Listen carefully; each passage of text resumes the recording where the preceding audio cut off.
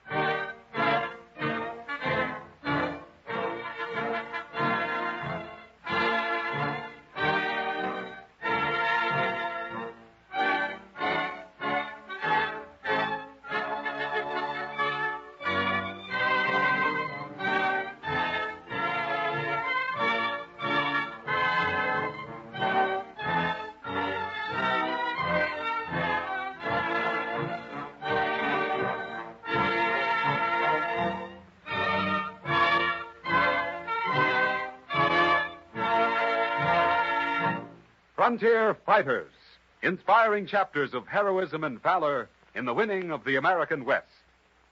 When America concluded the Louisiana Purchase, no one knew precisely where the dividing line ran between the newly acquired territory and the Spanish provinces. So, to avoid a possible boundary dispute, Lieutenant Zebulon Montgomery Pike, ambitious, patriotic, courageous, was ordered into the Southwest to secure definite information. Pike's command was insignificant.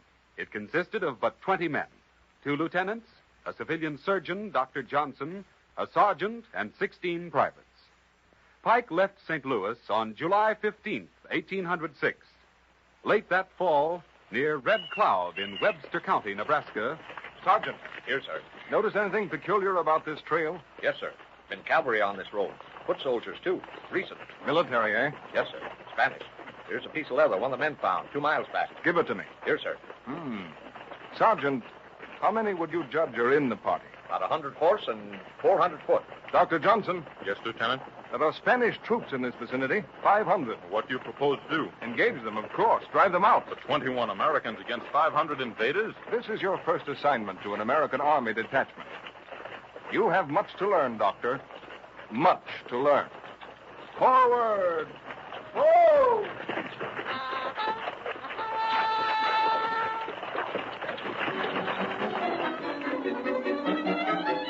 But Pike did not meet the invaders. Instead, on August 12th... You there, under that war bonnet. What tribe is this? We are Pawnees. Who is chief of this village? Me, Thunderbird. Those strange banners of red and gold, whence come they? Presents from Spanish chief of South. Thunderbird, this land is now governed by the great white chief of the East. I have so heard. He is my chief. I obey him. You, in turn, obey me. If I allow you to keep the red and gold gift banners, will you plant my chief's banner of red, white, and blue among them? Yes. Sergeant, the detachment flag. Here it is, sir. Accept this banner, Thunderbird, and mark well that you plant it higher than the banners of red and gold. And keep it there. Weary, ragged, starving, low in spirits but high in resolve, Pike's detachment is camped on the south bank of the Arkansas River, near what is now Pueblo, Colorado. Look, Dr. Johnson, in the sky to my right. You mean that small blue cloud? That's no cloud, Doctor. From my chart, I find that's an undiscovered mountain peak, and I propose to climb to its top.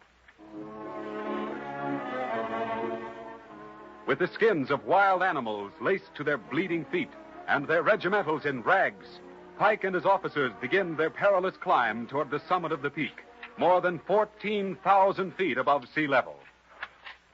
This is madness, Pike. Why waste your strength? You'll need it later. You doctors. Why must soldiers always be pestered by medical men? You'll find out when we reach the top of this peak, if we ever reach the top. We'll reach it. Never fear. Pike never reached the top of the peak, which was later to be named in his honor. After crawling up the sheer walls but a few miles, Pike, suffering intensely from privation, hunger, and exposure to the elements, was on the verge of complete collapse. On Dr. Johnson's strict orders, Pike returned to camp. Winter. Bitter Rocky Mountain winter. Without shelter, in deep snow, without food. January 19th. The expedition had not tasted food for 4 terrible days. How are the men, Doctor? Well, 4 will die in a few hours, Lieutenant, unless they have nourishment. Doctor, I'm going hunting for buffalo. There's no buffalo in these mountains. Place your ears to the ground like I'm doing. You're right, Lieutenant. There they come, over that ridge. Your rifle, Sergeant. Here, Lieutenant. Every man lie low. I'll pick off as many as I can as they pass by. 1, 2, 3. Enough meat for a few days at least. Let's go, Sergeant, for some buffalo steaks and some warm skins to keep those men from freezing to death. Leaving behind those of his soldiers too exhausted to travel, Pike, with Dr. Johnson, 1 lieutenant, and 9 enlisted men, broke out of the mountains. After incredible hardships and suffering almost beyond human endurance, Pike's slender command arrived at the Rio Grande at its junction with the Conejo. In a little fort, Pike, an invader himself now in a foreign land, summons Dr. Johnson. You sent for me, Lieutenant Pike? I have a little commercial matter which I want to have you adjust. In Santa Fe. But, sir, I'm a doctor, not a bill collector. Dr. Johnson, you're going to Santa Fe to straighten up this money matter. You're also going to collect information for the Army. Shall I keep notes? Naturally, but guard them well. We're going to have action down this way soon. And then the Army is going to need all the information it can lay its hands on.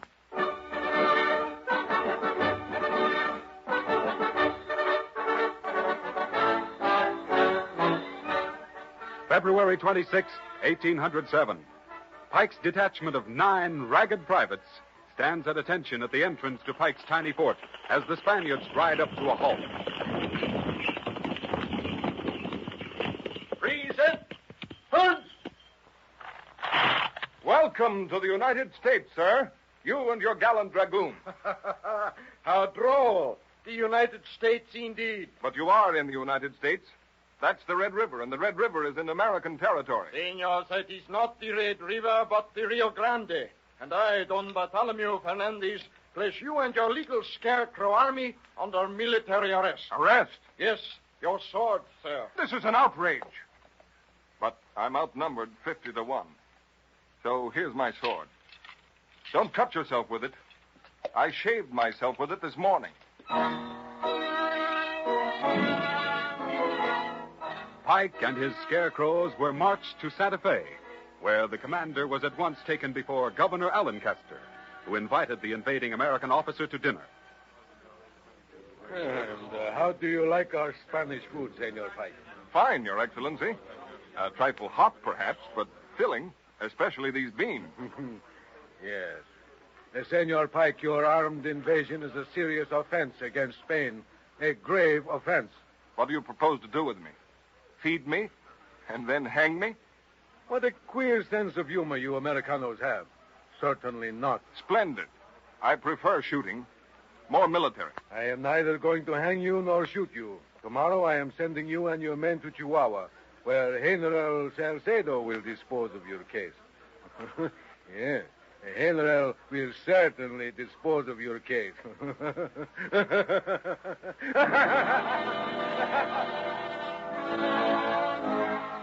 Still guarded by Don Fernandez and his dragoons, Pike and his men were marched into the valley of the Rio Grande. The Americans were treated with every courtesy, but Pike's scarecrows were not in a receptive mood. Every mile, it seemed, brought them nearer their doom. It is siesta time near Atrisco. Nice country, Lieutenant. But how can one enjoy it going to one's own funeral? There'll be no funerals, Lieutenant. Now, what do you mean? If they intended to shoot us, Santa Fe had plenty of walls to stand us against. But this long march to Chihuahua. Lieutenant, this maneuver has a deep political significance. Eventually, we'll all be released. So keep your eyes and ears open. And remember everything you see and hear. I anticipated everything that has occurred so far. Then you purposely allowed yourself to be captured? Of course. To get some first-hand knowledge of the people, their aims, and anything else of value. In the event of a war between our country and theirs.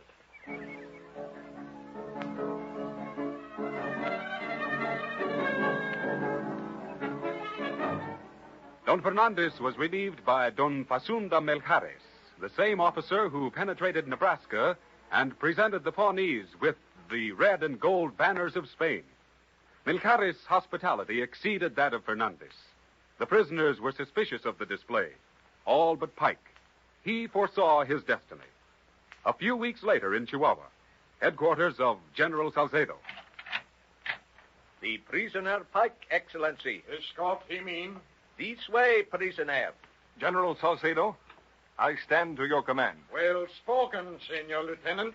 Pray be seated. Thank you, Excellency. How do you like our jail, Senor Pike? As jails go, not bad. You may erase it from your memory. Our execution, then, will take place at once? Execution? Absurd. I'm sending you and your men home tomorrow. Then why march us way down here to Chihuahua, entertain us like kings on the way, then march us back? Orderly, See, Excellency? outside. Close the door. Senor Pike, as one soldier to another, have I your word? You have my word, Excellency. Senor Pike, Mexico is preparing to throw off the yoke of Spanish tyranny. We count on our northern New World brothers to help us with troops and brave officers like yourself.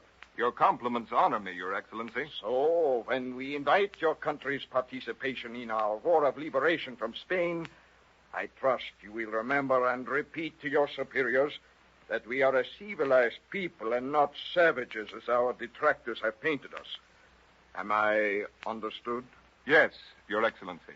Then you will cooperate when the hour strikes? Your Excellency, I am an American officer, a soldier. When the time comes that my nation shall join hands with yours in the conflict that you so eloquently predict, I will obey my president's orders and none other. Again well spoken, Senor Pike. Now a toast.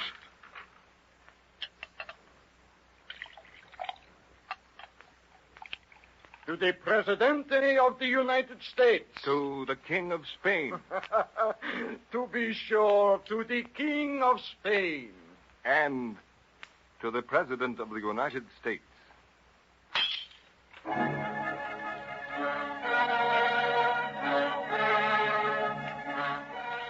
The commercial, political, and military information Lieutenant Pike brought back to the United States was of immense value. And to this gallant and fearless officer's reports can be traced directly the beginning of the Santa Fe trade, which proved so rich for early Western American enterprise.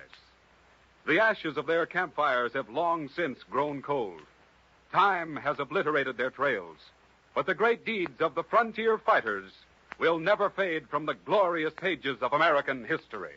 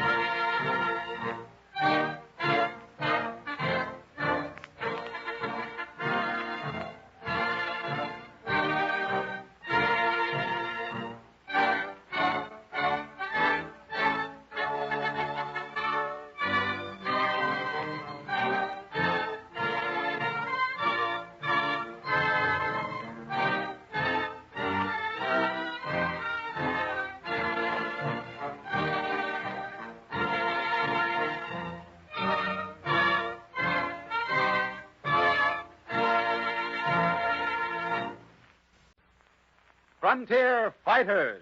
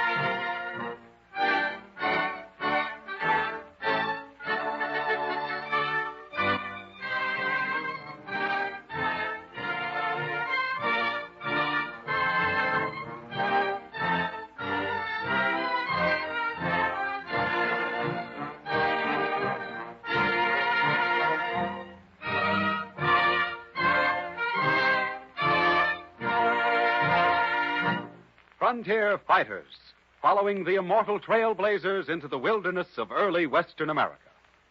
Among these pathfinders, none has a more secure place in history than John Charles Fremont, scientist, soldier, and explorer. In 1841, Fremont, then a junior lieutenant in the Army, married Jessie Benton, a senator's daughter. Isn't it glorious? What's glorious? The weather, the spring flowers, or you, my love? Neither, you silly goose. I mean our being married, of course. Darling, I have something to tell you.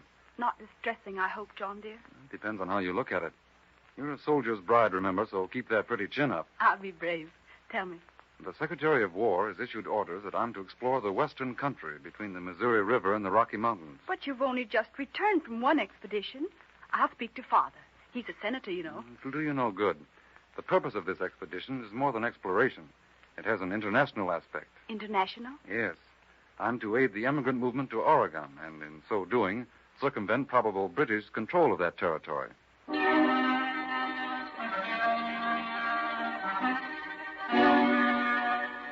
When Fremont returned to Washington from his first Western exploration, he was immediately ordered to return to the Rockies to make a more thorough and a more scientific survey of the interior wilderness and to coordinate his maps with those of the Pacific slope. May 29th, 1843. Some of Fremont's company of adventurers are examining a squat brass cylinder in one of the mule carts in the little town of Kansas on the Missouri frontier. Fitzpatrick, you're a mountain man who's seen everything, but did you ever see the like of this? Well, I'll swan, Talbot. What is it? I ain't got no idea. I never saw anything like it before. Here comes Maxwell. Let's see if he knows what it is. Maxwell, what do you see in this cart here? The loaders must have made a mistake. That don't belong to us. Give me a hand, boys, and we'll heave it out. Yeah. All together now, boys. One. Oh. Hey, what you boys doing? Oh, this brass thing, Bruce, don't belong to us. We're heaving it out. Leave it in the cart. That's a cannon, a 12-pounder. Oh. Herr Freeman is taking it along to use against the red savages if they molest us. Look, men, under the sacks. Powder. Well. And shot. Enough to start a war. Well, then let's fire a parting salute to the Missouri settlements and a successful journey westward under a gallant soldier, a great engineer, and a gentleman born.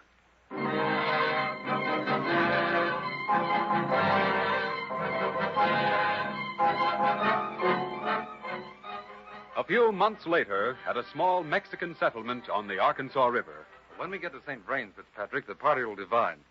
You'll go direct to Fort Hall while I'll take the longer route to Green River. Yes, sir. Look, Captain, coming up the hill. I've been watching him. Probably a curious Mexican. Oh, that's no Mexican. That's our new guide into the Rockies.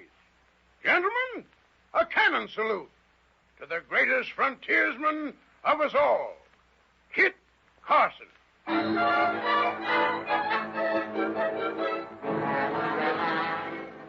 With the famous Kit Carson as his personal guide, Fremont and his men plodded 300 miles through a region never before trod by white feet. Salt Lake was Fremont's immediate objective, which he was the first to explore. One day in a collapsible boat. Talbot, are not these waters sublime after being so long shut in by those mountain walls? Yes, sir. But I'd rather be exploring the shores with Kit Carson instead of riding around on this wobbly craft. Bruce, what do you think of all this blue liquid beauty? I see no beauty, only black storm clouds and sure disaster, unless we get ashore quick. That's the scientist in you, Bruce. No poetry, no soul, only cold logic. There's no poetry in a heavy storm, Herr Fremont, in the middle of this inland sea, in a leaky boat. I don't like those clouds either, Commander, and we're several miles from shore. Oh. Here's the storm. Quick, Herr Fremont. Back to land. Easy now. No panic. Every man take an oar. Yes, sir. Bruce, you bail. Yes, sir. I'll set the stroke. Ready? 1, 2. Yeah. 1, 2. 1, 2. 1, 2. Don't upset the craft, Bruce. Sail. Sail. It comes in faster than I can bear. Getting darker, too, every minute. You help Bruce, Talbot. Yes, sir. Now faster now with a stroke. 1, 2. 1, 2. 1, 2. 1. We'll never make it, Herr Fremont. The water's over my ankles already. Nonsense, Bruce. We must be very close to shore now. You better. I smell land. Land, yes. And here we are. Still feels poetic, Herr Fremont? Yes, Bruce. Bless your logical German heart. Just listen to the heavenly poetry in that thunder and those falling raindrops.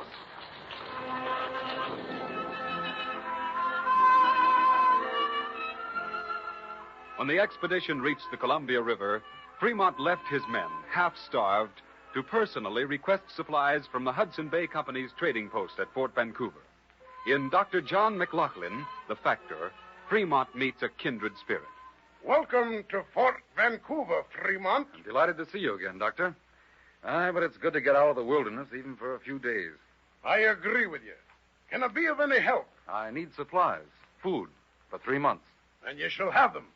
Never in the honorable history of the Hudson Bay Company has it refused food or shelter to any man.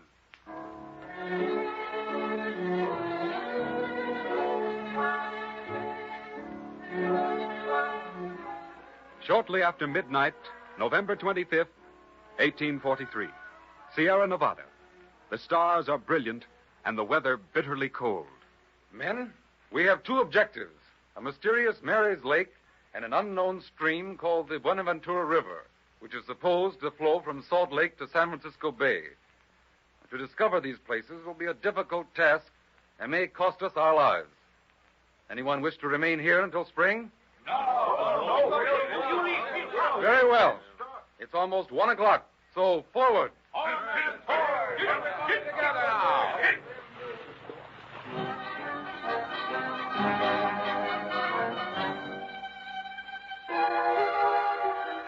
December 16th, after a difficult and heartbreaking passage over the mountains, Fremont stood on top of the sheer eastern wall of the Sierra Nevadas, looking out over the vast floor of the Great Basin, many 100 feet below. Kit Carson, did you ever see anything more beautiful? Captain Fremont, Bruce was right. Right. What do you mean, Kit? Captain, you may be a soldier by profession, an engineer by training, and an explorer by order of the Secretary of War. But Captain Fremont, you're a poet at heart. Nonsense. And then who could see anything pretty in that sandy, wind-blown devil's dance hall down there below with a poet like yourself?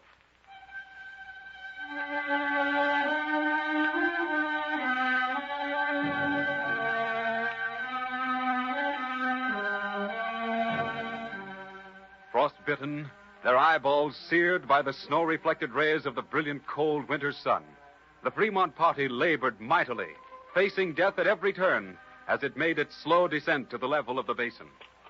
Christmas Day, 1843. I'm all tuckered out, Captain. Then get into one of the carts, Talbot. Oh, no. Mules have got all they can do now. Now, Bruce. Bruce. Yes, Herr. We'll make a halt soon. Ah, yes, mein Herr. To celebrate Christmas, yes. And to sing song. Yeah, you can sing if you're strong enough. But when we stop, we'll throw out that cannon so Talbot can ride. No, Captain Fremont. I'm all right now. Just a blister on my foot. we'll sing you a bit, but let's keep the cannon. Let's keep the cannon. New Year's Day was even more gloomy than Christmas. All hope of discovering Mary's Lake and the Buenaventura River gone, Fremont's only course was to continue down the east side of the Sierra Nevadas, keeping close to the base of the mountains. Half-starved, nearly naked, footsore, and weary, but unshaken in its faith in its great leader, the party reached an Indian village at Pyramid Lake, where the men dropped in their tracks, exhausted. Look, Herr Fremont. A savage comes. I see him, Bruce. Help me to my feet, Fitzpatrick. It's a chief, and redskin chiefs require a dignified reception. Welcome, oh my white brother. Thank you, red dweller along the water. My white brother look weak. They need food. Yes, oh red chief. Our fare has been meager. The trail has been long and wearisome. My braves are in their canoe on the lake. Soon they bring fish. Fish? I could eat a trout raw. Head, tails, fin, and skin. Our great white father's blessing on you, my red brother, and on your braves who bring us sorely needed food.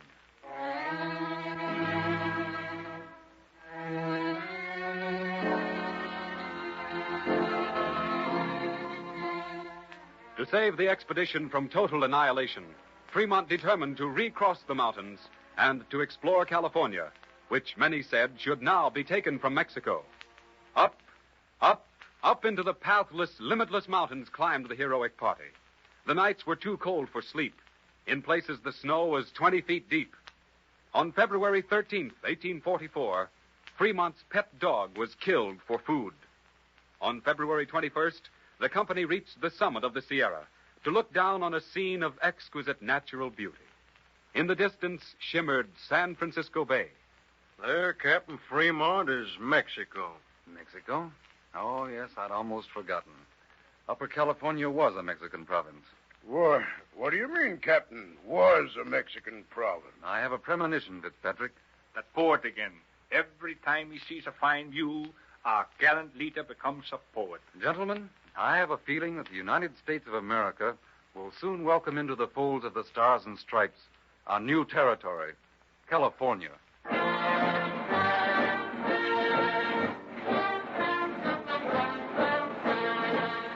Because John Charles Fremont brought boundless enthusiasm, patriotism, vivid imagination, scientific skill, and valor to his task as explorer, his place in American history is permanent and secure. Thus closes another inspiring chapter in the lives of those frontier fighters who, with their brains, their brawn, and ofttimes their very blood, thrust America's boundaries ever westward toward the setting sun.